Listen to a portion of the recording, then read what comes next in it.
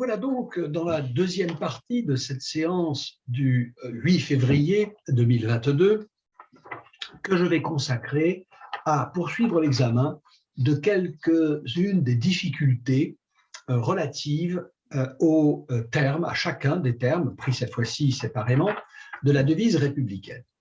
Alors j'en ai terminé encore une fois, terminé n'a ici aucune signification précise ou rigoureuse, parce qu'il y aurait encore beaucoup à dire, mais enfin, je m'arrête pour ce qui concerne la liberté à ce que j'ai dit jusqu'à la fin de la première moitié de cette séance du 8 février, et j'en viens à considérer quelques questions relatives à l'idée d'égalité.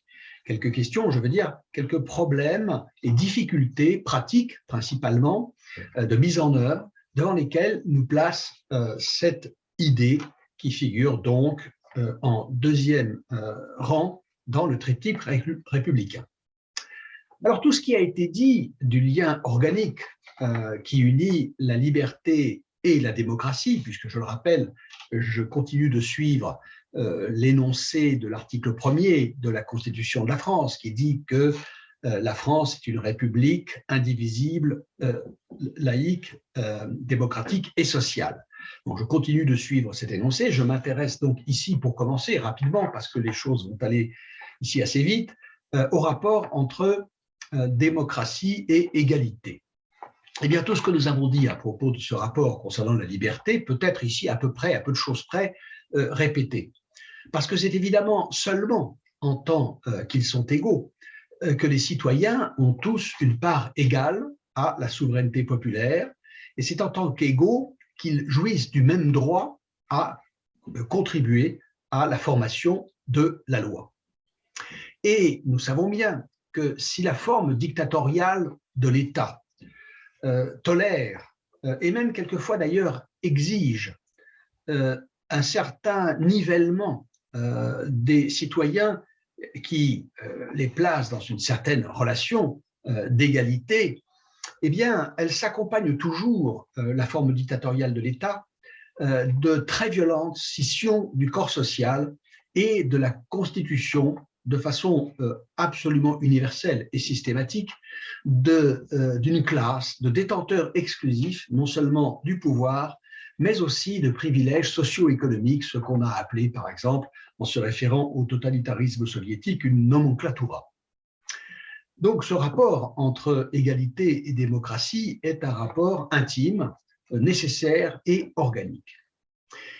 Mais il nous faut maintenant affronter donc quelques difficultés dont certaines sont fort sérieuses et fort redoutables. J'ai cité, durant la première partie de cette séance du 8 février, l'article 5, que je répète une nouvelle fois: la loi est l'expression de la volonté générale. Tous les citoyens ont le droit de concourir personnellement ou par leurs représentants à sa formation. Fermez les guillemets. Une telle déclaration de principe n'engage pas à grand-chose tant que l'on n'a pas précisé qui était ou qui n'était pas citoyen.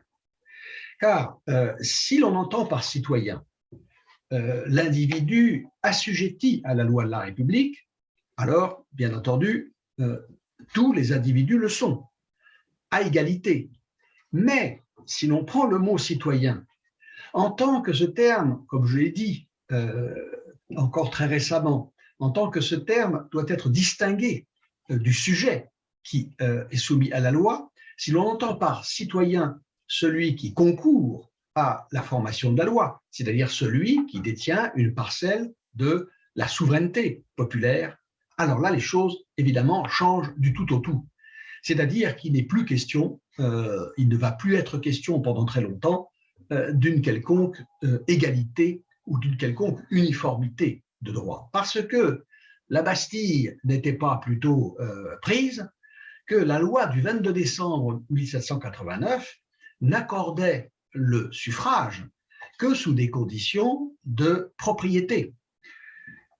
On instituait le suffrage censitaire, et c'est à peu près au même moment que l'abbé Sieyès inventait la distinction entre citoyens actifs et citoyens passifs. Les premiers étant, alors je cite ici l'abbé Sieyès, étant les seuls, ouvrez les guillemets, les vrais actionnaires de la grande entreprise sociale. Fermez les guillemets. Voilà, les citoyens propriétaires sont les seuls, les vrais actionnaires de la grande entreprise sociale. Entre parenthèses, nous voyons ici que la métaphore chère à Emmanuel Macron de Startup Nation pour parler de la France, enfin de Startup Nation, parce qu'il n'a quand même pas l'indécence de prononcer tout ça en anglais, mais que l'idée de la Startup Nation, de la nation comme entreprise, qui d'ailleurs ne date pas de Macron, parce que ça fait 30 ou 40 ans que nous entendons parler de la France comme sur le mode entrepreneurial, et je ne sais plus quel était le président de la République, ça devait être Giscard d'Estaing, qui parlait de l'entreprise France. Ça doit dater à peu près de cette époque-là, l'idée d'une entreprise France. Je ne pense pas que Charles de Gaulle eût jamais eu l'idée d'utiliser une telle expression qui, évidemment, est tout à fait antinomique à l'idée républicaine elle-même. La République est tout ce qu'on veut, enfin pas tout à fait tout ce qu'on veut, mais elle peut être envisagée sous plusieurs angles, mais certainement pas sous celui d'une entreprise. Et ce n'est pas témoigner d'un quelconque mépris à l'endroit des entreprises que de faire la différence et que de marquer très nettement la ligne, la frontière qui sépare l'acte entrepreneurial et la participation à une entreprise de ce qui fait l'essence de la citoyenneté. Pour faire sentir toute l'absurdité de ce décret du 22 décembre 1789, Camille Desmoulins écrit dans son journal « Les révolutions de France et de Brabant », fait remarquer dans les révolutions de France et de Brabant qu'à ce compte, ni Corneille, ni par exemple Rousseau n'auraient été admis à la citoyenneté. On sait que les institutions électorales issues de la Révolution française sont restées censitaires jusqu'en 1848, c'est-à-dire jusqu'à l'instauration du suffrage universel par la Seconde République. Encore faut-il rappeler, je pense que chacun le sait, que l'universalité de ce suffrage institué à partir de 1848 est demeurée une universalité restreinte aux seuls membres masculins du corps social. Et on ne rappelle jamais assez que le suffrage universel ne s'est en France ouvert aux femmes, c'est-à-dire à la moitié de la population, qu'après la Seconde Guerre mondiale avec la Libération. On ne rappelle non plus jamais assez qu'on peut vivre de façon tout à fait régulière, légale, et travailler de façon tout aussi légale, régulière en France. On peut y payer ses impôts, ses cotisations sociales, sans pouvoir aujourd'hui participer, ne serait-ce qu'à l'échelon local, par exemple municipal, à la désignation par le suffrage des représentants qui décideront de ce que doivent être, par exemple, les règles instituées par le Code du travail ou l'usage qui est fait des deniers publics. Alors, j'ai évoqué la question de l'inégalité des sexes, l'inégalité entre hommes et femmes au regard du droit, et plus précisément du droit électoral. Ici, il faut être assez précis. Dès lors qu'il est fait mention, par exemple à l'article 1 de la Déclaration, des hommes, les hommes naissent et demeurent libres et égaux en droit, ou de l'homme, à l'article 2, les droits naturels et imprescriptibles de l'homme. Dès lors qu'il est fait mention de l'homme, sans spécification particulière, eh bien, il doit être compris que nous avons affaire à l'universalité de l'humanité, c'est-à-dire qu'il ne devrait, au titre de la signification qu'a ici le mot homme, il ne devrait y avoir aucune inégalité dans l'attribution des droits qui doivent être assurés, garantis, protégés par l'association politique en tant que ces droits viennent de la nature. Dans toutes les déclarations des droits, aussi bien la déclaration de 1789 que celles qui vont suivre dans l'histoire de la République française, dans la Déclaration universelle des droits de l'homme de 1948, celle de l'Organisation des Nations Unies. Dans toutes ces déclarations, le mot « homme » renvoie à l'humanité comme espèce naturelle, et non seulement à certains représentants, les hommes au sens masculin, de cette espèce. Et donc, aucune des caractéristiques particulières susceptibles de distinguer entre les membres de cette espèce humaine, qu'il s'agisse de la différence de sexe, la différence d'âge, la différence d'appartenance ethnique ou la couleur de peau, je ne prends ici en considération bien sûr que des déterminations qui nous viennent de la nature. Je ne parle même pas des différences relatives, par exemple, aux opinions religieuses, par exemple. Non, je m'en tiens à ce avec quoi nous naissons. Eh bien, aucune de ces différences innées, c'est-à-dire aux yeux des déclarants de 1789 naturelles, aucune de ces caractéristiques ne devrait être prise en compte dans l'attribution des droits. Or, nous le savons, c'est tout autre chose qui s'est passé, c'est tout autre chose qui s'est produit et qu'on observe. Ce qu'on observe, c'est qu'au moment de faire passer la liberté et surtout l'égalité dans les dispositions juridiques particulières, dans le droit, dans les codes, code civil, code pénal et tous les autres, eh bien, au moment de faire passer les principes républicains, ceux que rappelle la devise républicaine, eh bien, très vite, des limites ont été posées à leur extension par ceux-là même qui avaient déclaré ces droits universels. Et on sait comment de très fortes inégalités, y compris des inégalités de droit, des inégalités juridiques, et je ne parle même pas des inégalités sociales, des inégalités de revenus ou de patrimoine, on sait à quel point de très fortes inégalités juridiques recevront leurs sanctions dans le droit, et cela dans tous les domaines, et pas seulement le droit électoral. Par exemple, le droit, le statut matrimonial ou l'accès à un grand nombre de fonctions sociales. Les discriminations frapperont, selon les époques, et pour certaines d'ailleurs à toutes les époques, des discriminations frapperont les femmes, mais aussi, par exemple, les Noirs, les Juifs, frapperont aussi les pauvres, les moins nantis, au point même qu'on a pu soupçonner ces déclarations des droits de l'homme et du citoyen, ou des droits de l'homme tout court, on a pu soupçonner ces textes de couvrir plus qu'ils n'assuraient, plus qu'ils ne garantissaient, ou plus qu'ils ne promettaient à chacun l'égalité des droits, de couvrir l'inégalité de fait dont ceux-mêmes qui avaient proclamé les droits universels se sont rendus responsables et même, on pourrait dire, coupables. Alors,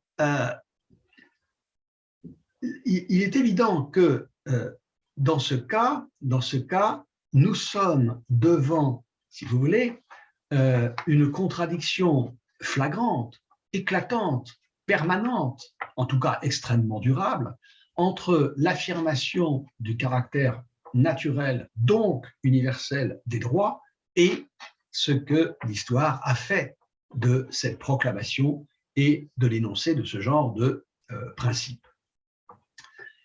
Il reste un fait. Il reste un fait qui est celui-ci, c'est qu'au moment donc de faire passer les droits dans les codes, dans les textes juridiques, eh bien, c'est l'inégalité qui s'est imposée. Alors, il importe ici au passage de souligner un point important, c'est que dans l'esprit de ceux qui ont institué ces inégalités, qui ont posé ces limites à la prétendue universalité des droits. Dans l'esprit de ceux qui ont donc imposé ces discriminations et donc des formes de ce qu'il faut bien appeler de domination.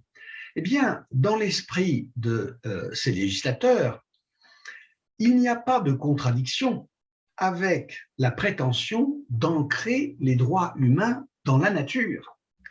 Il y a au contraire une parfaite cohérence, parce que si, par exemple, vous excluez du droit électoral les femmes, ou si, dans le régime matrimonial, vous soumettez les femmes à la tutelle de leur mari, c'est bien, dans l'esprit de ceux qui édictent ce type de loi, parce qu'il y a entre l'homme et la femme des différences qu'impose la nature.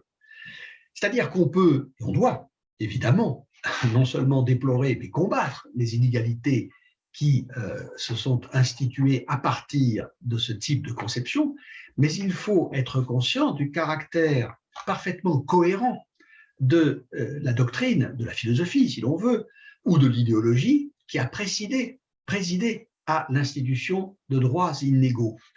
C'est bien en tant que nos droits sont fondés dans la nature qu'aux yeux de ceux qui, par exemple, considèrent que ces droits doivent être moindres quand il s'agit des femmes ou des Noirs, c'est en tant qu'ils sont fondés dans la nature que ces inégalités sont justifiées.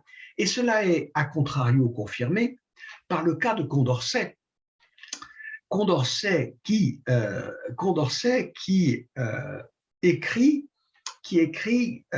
noir sur blanc à plusieurs reprises que les femmes et les hommes ont exactement les mêmes droits naturels et doivent par conséquent jouir des mêmes droits exactement au titre de la loi. Lorsque Condorcet écrit « Les droits des hommes résultent uniquement de ce qu'ils sont des êtres sensibles, susceptibles d'acquérir des idées morales et de raisonner sur ces idées. » Là, je répète, les droits des hommes, ça c'est Condorcet qui écrit, les droits des hommes résultent uniquement de ce qu'ils sont des êtres sensibles, susceptibles d'acquérir des idées morales et de raisonner sur ces idées. Lorsqu'il écrit ceci, qui est tiré d'un texte de 1790 intitulé « Sur l'admission des femmes au droit de cité », sur l'admission des femmes à la citoyenneté. Eh bien, lorsque Condorcet écrit ces lignes, c'est bien aux représentants masculins de l'espèce humaine qu'il pense. Dans cette phrase que je répète une troisième fois, les droits des hommes résultent uniquement de ce qu'ils sont des êtres sensibles, susceptibles d'acquérir des idées morales et de raisonner sur ces idées, c'est bien des hommes au sens masculin qu'il est question.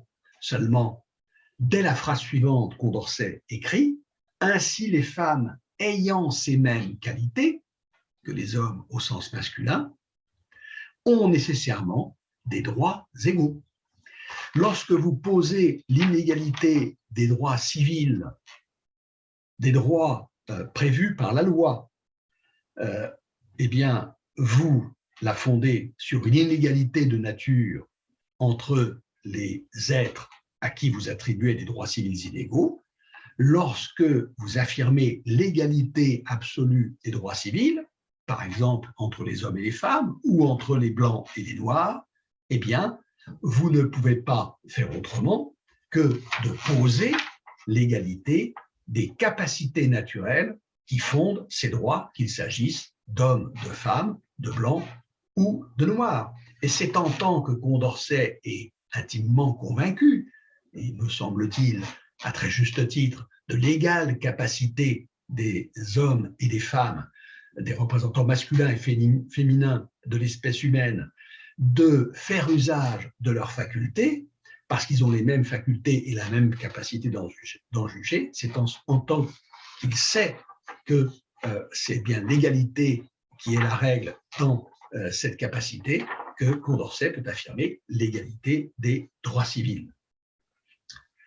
Avant, donc, je pense, de conclure que les diverses déclarations des droits ne furent que de faux semblants, ne furent que des espèces de cache-misère, si l'on veut, des manières plus ou moins habiles de dissimuler la réalité de fait de l'inégalité de droit qu'on instituait dans la société. Avant de parvenir à une conclusion aussi, je dirais, radicalement sévère et unilatérale, il faudrait faire un bilan sérieux de ce qui fut réellement acquis, par exemple, par les femmes, au moment où ont été instituées, d'une part, ont été écrites ces déclarations des droits et instituées les lois et les codes qui en procédaient selon les législateurs.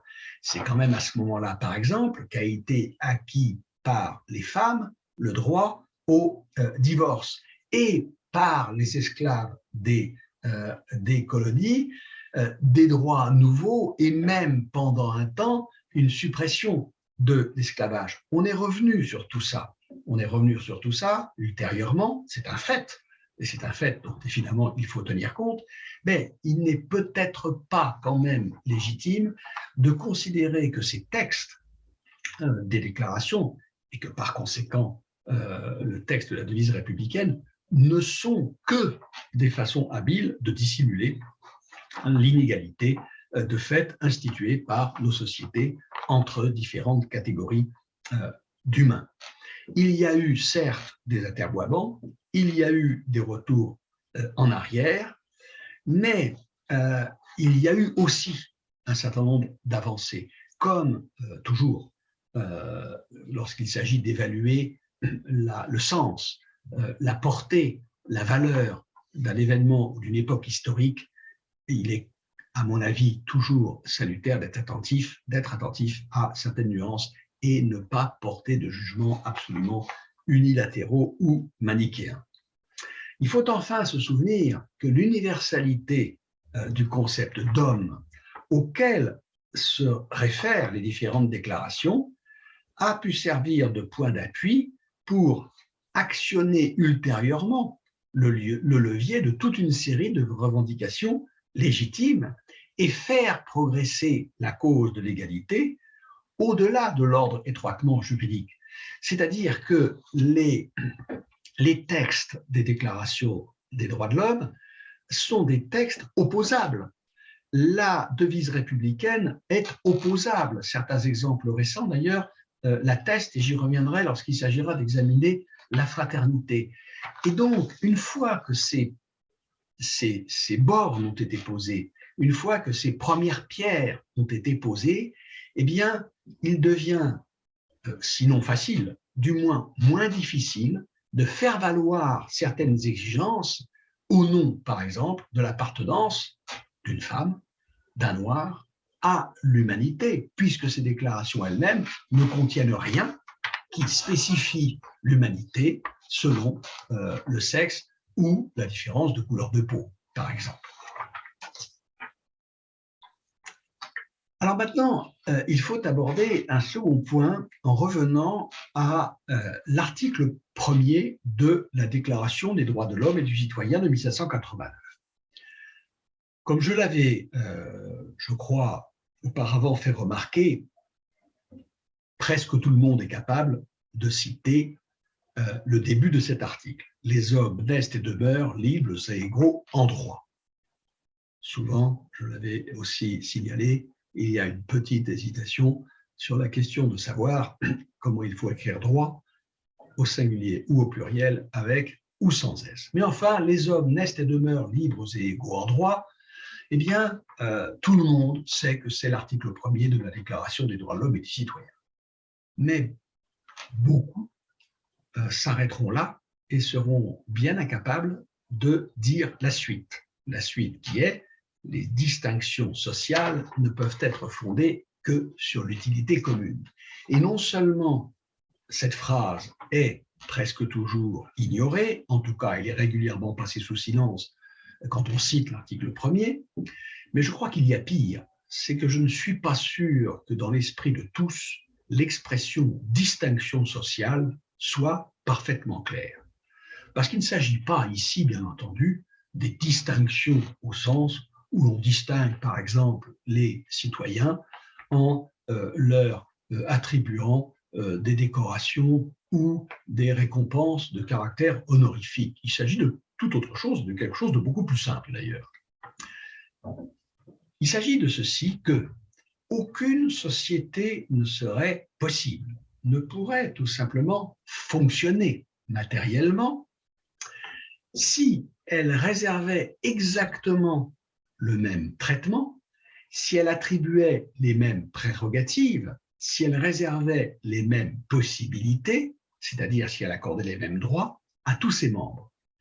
C'est-à-dire si elle ne faisait entre les individus qui la composent aucune distinction de nature sociale. Il faut permettre, par exemple, à certains et interdire à d'autres d'exercer la médecine ou, par exemple, d'enseigner à l'université, de porter une arme, de piloter un avion ou de frapper des manifestants. Il faut même, plus rarement, mais cela arrive, permettre à certains et interdire à d'autres d'exercer une autorité parentale, par exemple, ou d'exercer ses droits civiques.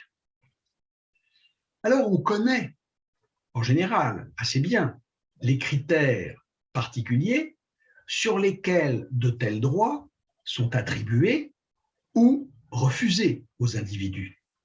Il y a, par exemple, les capacités physiques. Par exemple, vous n'avez pas le droit, la société ne vous donnera pas le droit d'enseigner l'éducation physique dans un établissement scolaire, elle ne vous donnera pas le droit, par exemple, d'entrer peut-être dans certaines branches de l'armée ou d'être pompier si vous n'avez pas attesté certaines capacités physiques corporelles. On sélectionne aussi sur des capacités mentales, un niveau de connaissance ou un niveau de savoir-faire. Mais il faut évidemment un critère général pour décider du principe qui régira l'attribution différentielle de ces distinctions sociales. C'est-à-dire qu'il faut un principe général en vertu duquel la société distinguera, c'est-à-dire élèvera certains de ses membres au-dessus des autres et les en séparera jusqu'à un certain point. Ce critère, il est énoncé clairement, c'est l'utilité commune. L'utilité commune, cela veut dire les bénéfices que pourront retirer les membres de l'association politique de l'exercice par ceux qui les détiennent, et dont d'autres sont privés, des droits que la société leur a attribués différentiellement. C'est ça l'utilité commune. C'est, je répète, le bénéfice que chacun individuellement et que la société dans son ensemble peuvent attendre de l'exercice de certains droits qui seront inégalement répartis selon les membres de la société. C'est-à-dire que le droit d'exercer la médecine, par exemple, sanctionne les mérites dont a su faire preuve l'étudiant en obtenant les diplômes prévus par son cursus. Simplement, le droit d'exercer la médecine et de poser sa plaque de médecin à l'entrée de sa porte, ce n'est pas évidemment la récompense morale des efforts méritants que l'étudiant a consentis au cours d'études longues, ardues et exigeantes. Ce n'est pas ça. Le diplôme sanctionne tout à fait autre chose, à savoir la capacité de ce jeune diplômé à rendre durant sa vie future un certain nombre de services dans l'ordre sanitaire à la société, c'est-à-dire aux autres membres de cette société. Et donc, c'est pour cela que dans le projet de déclaration des droits qu'il avait rédigé durant les travaux préparatoires, parce que la déclaration des droits de l'homme et du citoyen de 1789 a donné lieu à beaucoup de projets préparatoires, et bien dans son propre projet personnel, Condorcet écrit ceci: il ne peut exister aucun motif fondé sur la raison pour qu'un homme retire de la société des avantages plus grands qu'un autre homme, à l'exception de ceux qui sont la suite nécessaire de ses qualités individuelles ou de son droit de propriété. Je répète cette phrase. Il ne peut exister aucun motif fondé sur la raison pour qu'un homme retire de la société des avantages plus grands qu'un autre homme, à l'exception de ceux qui sont la suite nécessaire de ses qualités individuelles ou de son droit de propriété. Cette phrase, évidemment, vaut suppression, abolition, fin définitive de ce qu'on appelait les privilèges. Alors, je laisse de côté la référence que fait Condorcet au droit de propriété, qui soulève évidemment des questions assez épineuses, mais sur lesquelles je ne veux pas ici m'arrêter. Considérons les qualités individuelles. Je répète, la société a fait en sorte que l'attribution du grade de médecin soit subordonnée à la possession de qualités effectivement susceptibles d'apporter des bienfaits, des bénéfices à la société. Elle a fait en sorte, c'est-à-dire qu'elle a institué un mode de sélection suffisamment sévère, mais aussi suffisamment intelligent pour que ce mode de sélection soit capable de faire émerger ces qualités. C'est ce qu'on appelle la méritocratie républicaine. Le dispositif institutionnel qui permet à chacun de faire valoir au maximum les capacités que comporte sa nature, c'est ça la méritocratie républicaine. Un dispositif social, un dispositif juridique aussi, un dispositif conçu de telle façon qu'il organise de la manière la plus efficace possible l'émergence de ce qu'on appelle les talents, c'est-à-dire les aptitudes à contribuer à l'utilité sociale. Ce dispositif est conçu à partir du refus de principe de tenir compte de quelques privilèges de naissance.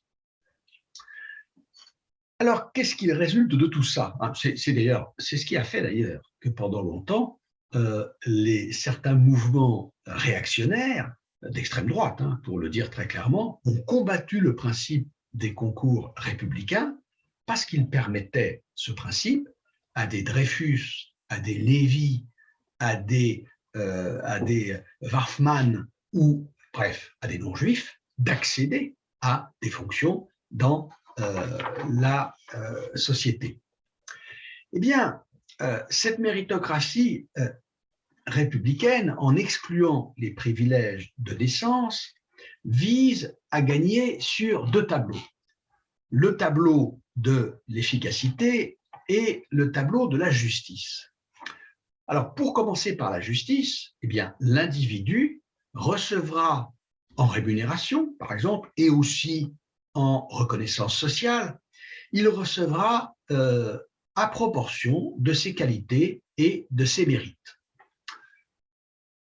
Quant à l'efficacité, eh bien, le dispositif méritocratique républicain est supposé fournir à la société les serviteurs doués des compétences requises pour donner aux autres membres ce dont ils ont besoin.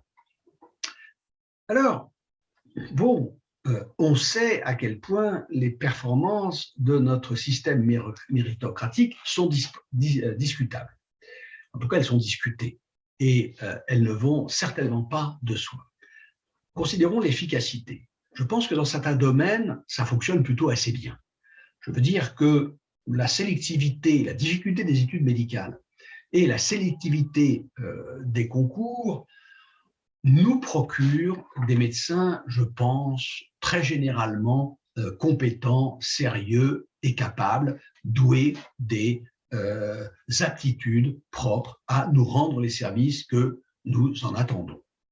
Il y a certainement des corps issus de cette méritocratie républicaine pour lesquels les choses sont moins évidentes. Je dirais, ça reste excellent pour les pilotes d'avion. On ne peut certainement pas en dire tout à fait autant des policiers ou des professeurs.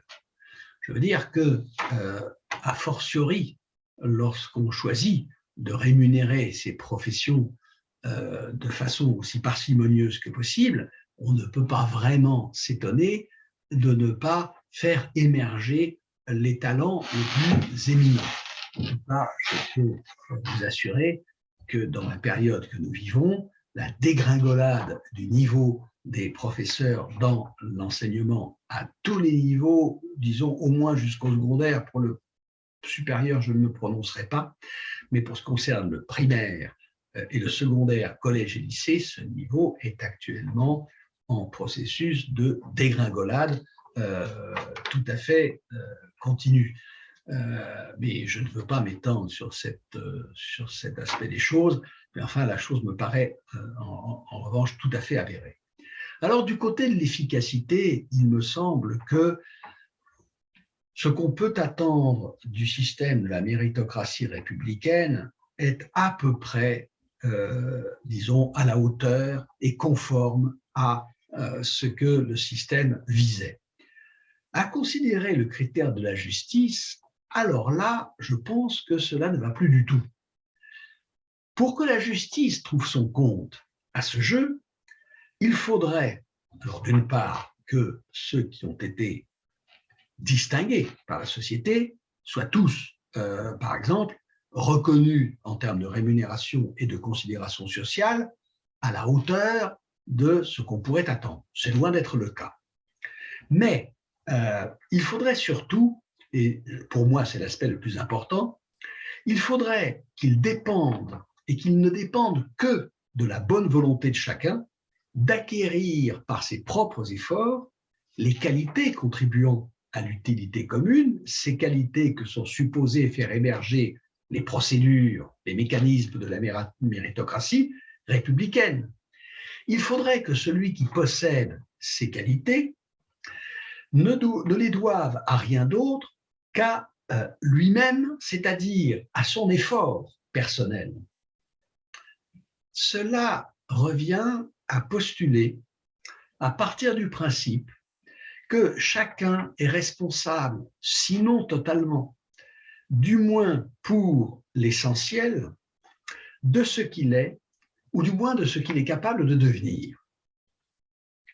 Mais c'est oublier l'avertissement que lançait dans la théorie de la justice l'un de nos grands penseurs de la justice sociale et de l'égalité, qu'est le philosophe John Rawls. Ça s'écrit R-A-W-L-S. C'est un peu oublier ce dont nous prévenait John Rawls, à savoir que, je le cite, ouvrez les guillemets, la mesure dans laquelle les capacités naturelles se développent et arrivent à maturité est affectée par toutes sortes de conditions sociales et d'attitudes de classe. Même la disposition à faire un effort, à essayer d'être méritant, au sens ordinaire, est dépendante de circonstances familiales et sociales heureuses. Fin de citation. Je vais répéter cette phrase.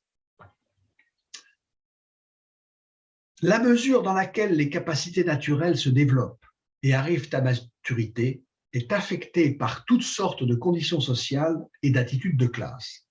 Même la disposition à faire un effort, à essayer d'être méritant au sens ordinaire, est dépendante de circonstances familiales et sociales heureuses. Ce que veut dire John Rawls, c'est que c'est toute une conception finalement de l'homme qui est en jeu ici. Parce que il existe, je crois, je ne sais pas si Rawls l'aurait dit comme ça, mais je pense qu'à titre personnel qu'on peut le dire de cette façon. Il existe une complicité de fait entre la structure inégalitaire de la société et une certaine philosophie selon laquelle chaque individu posséderait au départ, en vertu de son libre arbitre, une capacité à s'extraire par ses propres forces, par sa volonté, par son mérite, des déterminations que la société fait peser sur lui. C'est-à-dire que, au fond, nous sommes ici devant une certaine conception de l'homme, et c'est cette conception de l'homme qui est au fondement de la méritocratie républicaine, qu'il ne dépendrait que de chacun, qu'il n'appartiendrait qu'à chacun d'être méritant. Or, ce que nous dit John Rawls, c'est qu'il y a bien des circonstances dans lesquelles il y a moins de mérite à être méritant. Je pense même qu'il y en a, mais je dirais ça plus loin, il y en a pour qui il n'y a pas beaucoup de mérite à s'être montré méritant. Et ce que je voulais dire au moment où j'ai un petit peu hésité, c'est que je me compterais à titre personnel plutôt dans cette catégorie. Qu'est-ce que je veux dire? Je veux dire que la société m'a distingué. Elle m'a attribué des distinctions sociales. Par exemple, elle m'a accordé le droit d'enseigner et elle m'a même accordé le droit d'enseigner à un niveau assez élevé, puisque j'ai passé un peu plus de 20 années à enseigner en classe préparatoire à l'école normale supérieure, ce qui est une distinction sociale. Mais je serais vraiment le dernier à me reconnaître en la matière ce qu'on peut appeler du mérite, car je ne vois pas bien quel mérite j'ai eu à bénéficier du cadre extraordinairement favorable dont j'ai pu jouir depuis ma plus petite enfance, je veux dire entouré de parents aimants, de parents vigilants, de parents ayant soin de mon éducation, d'une mère extraordinairement dévouée et d'un père qui n'était pas moins dévoué et qui avait en plus, ce que n'avait certes pas ma mère, mais un niveau de formation intellectuelle extrêmement élevé, puisqu'il était docteur en médecine et docteur en sciences, des grands-parents instituteurs, par exemple, qui n'ont pas manqué eux aussi d'apporter leur contribution à ma construction intellectuelle. Et lorsque j'ai eu à affronter ces épreuves, ces barrières, ces procédures de sélection par lesquelles la société fait le tri et tente de faire émerger les plus méritants, comme on dit, eh bien, je ne dirais pas que c'était du tout cuit, mais enfin, je dirais que j'ai là bénéficié de ce que le sociologue Pierre Bourdieu va appeler un héritage. C'est le titre qu'il a donné avec son collègue Passeron à un livre célèbre qui date de la fin des années 60, Les héritiers. Les héritiers, eh bien, je suis un héritier, je ne vais pas cracher dans la soupe en disant que, au fond, cela me donne le droit de mépriser ni les études que j'ai faites, ni le métier que j'ai exercé, ni même ce que je suis moi-même. Simplement, je dois bien reconnaître que je fais partie de ceux qui sont nés avec une cuillère en argent dans la bouche, comme on dit, hein, selon l'expression ancienne. Alors, il n'y avait pas de cuillère en argent chez moi, parce que nous n'étions pas spécialement fortunés. Les chercheurs à l'Institut Pasteur, ce qu'était mon père, ma mère était femme au foyer, mon père était chercheur à l'Institut Pasteur, et à ce titre, on ne roulait pas sur l'or. Mais enfin, j'ai bénéficié d'un capital intellectuel qui a fait que, au fond, la dernière chose que je serais disposé à me reconnaître, c'est du mérite. Des mérites, j'en ai, si on veut, des qualités. J'ai des capacités, des possibilités, oui, mais du mérite, alors là, franchement, c'est la dernière chose que je songerais à me reconnaître. Voilà ce que nous dit la sociologie. Alors, je sais bien que ce qu'on nous raconte toujours, ah oui, mais ça, bien sûr, ce sont les statistiques. Nous savons que dans les grandes écoles, il y a plus de fils et de filles de personnes qui sont passées par les grandes écoles que de fils d'employés ou d'ouvriers agricoles, mais on ne peut pas enfermer les gens dans les statistiques et il y a toujours des exemples de... Oui, c'est sûr, il y a toujours un ouvrier agricole, un fils d'ouvrier agricole à Polytechnique ou un fils de petit employé à l'école normale supérieure. Mais c'est toujours du même côté, et disons-le, c'est toujours de la droite que j'ai entendu venir cette idée que oui, certes, il y a des déterminations sociales, mais qu'on peut toujours avec de la volonté. Et d'ailleurs, la preuve, c'est qu'un tel qui était peu favorisé au départ aurait pu, et d'ailleurs il l'a fait, a pu se hisser, s'élever jusqu'au plus haut niveau de la hiérarchie sociale. Ces exemples, je sais qu'ils existent, je les connais, mais il en va de même de la réussite scolaire, par exemple universitaire, que des problèmes de la délinquance et de la criminalité. Vous savez ce qu'écrit Victor Hugo dans Les Misérables à propos du destin de Jean Valjean. Il écrit « c'est toujours la même histoire ». Alors, non, ce n'est pas toujours la même histoire, mais ce sont très souvent des histoires qui se ressemblent beaucoup. Voilà ce qu'on peut dire. Ce que je veux dire, c'est que je ne dis pas que le principe de fonctionnement de la méritocratie républicaine est mauvais. Je pense qu'il serait même très bon, et je suis un partisan farouche des concours et du maintien des concours, qui d'ailleurs sont en train d'être directement attaqués dans le système éducatif français. Je serais un partisan tout à fait résolu des concours qui ne sont inégalitaires que parce que la société est inégalitaire. On ne supprimera pas l'inégalité de l'accès aux distinctions sociales en supprimant les concours. La société est inégalitaire, les résultats des concours le sont, c'est évident. Mais je pense qu'il y a une collusion, il y a, comme je disais, une complicité de fait entre l'idéologie qui sous-tend le système de la méritocratie républicaine, d'une part, et d'autre part, une philosophie qui est la philosophie du libre arbitre. C'est d'ailleurs l'idée que pour avoir du mérite, eh bien, il ne faudrait qu'une chose, à savoir avoir la force de le vouloir. Et avoir la force de le vouloir, ça ne dépend pas du fait d'avoir hérité biologiquement ou socialement d'une volonté plus ou moins puissante, d'une volonté plus ou moins robuste, mais ça dépend de la volonté elle-même. C'est cette philosophie selon laquelle la force de la volonté, eh bien, ne dépend que d'une chose, de le vouloir effectivement. Et c'est une philosophie qu'à titre personnel, je crois profondément fausse. Voilà. Je m'arrête là aujourd'hui. Et eh bien, je poursuivrai en allant toujours de plus en plus lentement au fur et à mesure que j'avance. Je n'en suis pas encore tout à fait à aborder les problèmes inhérents à la fraternité, parce que je devrais d'abord réfléchir un tout petit peu sur le rapport entre l'égalité juridique et les inégalités, alors cette fois-ci sociales. Voilà, je parlerai de cela la prochaine fois. Je vous remercie.